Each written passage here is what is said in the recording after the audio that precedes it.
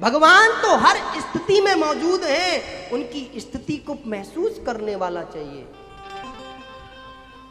भगवान प्रत्येक व्यक्ति के हृदय में, प्रत्येक व्यक्ति के घर में मौजूद हैं, लेकिन उनसे खोज पाना बड़ा कठिन है। यदि विज्ञान के आधार पर तुम उनको प्राप्त करना चाहोगे तो बड़ा मुश्किल है मिलना। भगवान को सबसे सहज और सरल तरीके से प्राप्त करने का यदि कोई साधन है तो वो है भक्ति।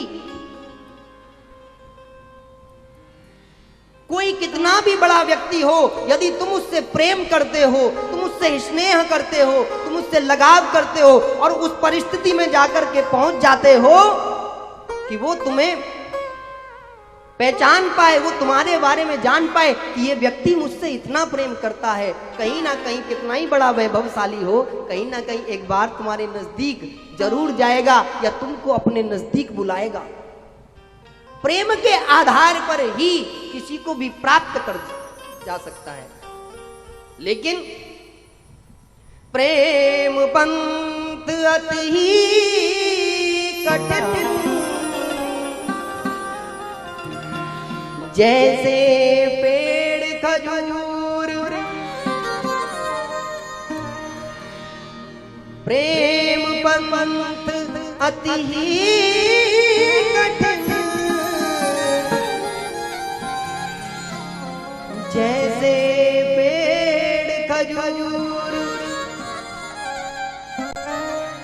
चढ़े तो चाखन फल मिले, गिरे तो चकचना चूर। इसीलिए प्रेम का पथ तो सरल है, लेकिन जब उसके नजदीक पहुंच जाओगे तो फल की भी प्राप्ति होगी। लेकिन प्रेम में धैर्य बहुत जरूरी है और वास्तविकता प्रेम का आपको एहसास करना है तो कभी अपने जीवन में एक बार भगवान से कोई संबंध बना करके देखना। कभी उनसे वन टाइम ओनली, एक बार उनसे कोई रिलेशन बना करके देखना, कोई संबंध बना करके देखना।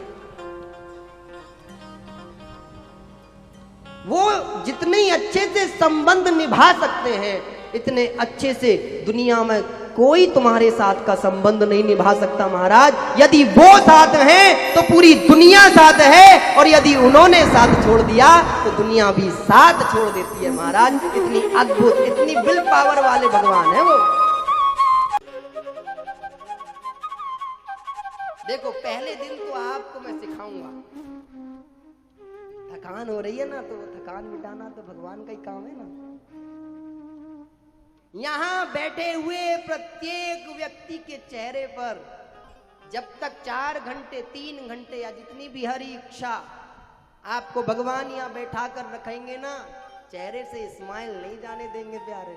मुस्कुराहट ऑलवेज रहेगी हमेशा, और ये मुस्कुराहट अपने जीवन में बनाए रखना चाहते हो तो भगवान से संबंध बना करके रखो। पूरा जीवन मुस्कुराहट से कट जाएगा, पता ही नहीं चलेगा, आनंद में बीत जाएगा। किसी ने पूछा था भगवान कैसे हैं? आजकल ये सब चीजें चल भी रही हैं, अभी ये तो 7 दिन है, तो आजकल जो दुनिया में चल रहा है उसका भी इतिहास आपको यहां पर सुनने को मिलेगा। मैं आपको फिर याद दिला रहा हूं, अद्भुत जीवन का पल है तुम्हारे जीवन का सबसे स्वर्णिम यदि कोई पल है तो वो यह है। इससे स्वर्णिम पल तुम्हारे जीवन में आ सकता है, लेकिन अभी आया नहीं है।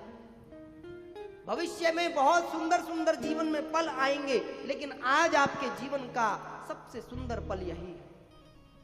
इसीलिए कोई व्यक्ति को अपने ये जो 3 से 4 घंटे हैं ये ईश्वर को समर्पित करने हैं, और करके देखो, एक बार करके देखो। बहुत लोग दुनिया में मैंने आंखों से आंसू ले लेकर के यहाँ आते हैं साहब, और जब 7वां दिन होता है तो मैंने स्वयं उन्हें मुस्कुराते हुए जाते हुए देखा है, अपने कष्टों को भूलते हुए देखा है, अपने जीवन की उमंग की लहरों में नाचते हुए देखा है साहब। ये भगवान की कृपा है। शास्त्रों में कहा है व्यासाय विष्णु स्वरूपाय। व्यास भगवान विष्णु के स्वरूप होते हैं। इस व्यास गद्दी से जो भी व्यक्ति बोलता है, चाहे कोई भी बोले, वो भगवान की वाणी होती है। और भगवान की वाणी स्वयं भगवान के मुखारविंद से निकली हुई होती है महाराज। तो वह वाणी से जो मेरे से शब्द निकले होंगे, मुझे भी नहीं पता मैं क्या बोलने वाला हूं। मैं आपको विश्वास दिलाता हूं, जब मैं इस व्यास गद्दी पर आकर के बैठता हूं, मुझे नहीं मालूम होता कि मेरे मुखारविंद से क्या निकलने वाला है। और ना जाने भगवान जो अंदर वाणी के अंदर बैठे हैं, वो अपने शब्द किस प्रकार से आपको प्रदान कर दें, क्योंकि मुझे विश्वास है कि मेरे मुख से जो भी निकलेगा वो भगवान के ही शब्द होंगे। इसीलिए ये जो भगवान की वाणी है, ये जो भगवान के शब्द हैं, ये जीवन में अद्भुतता परिवर्तन लेकर के आने वाले हैं।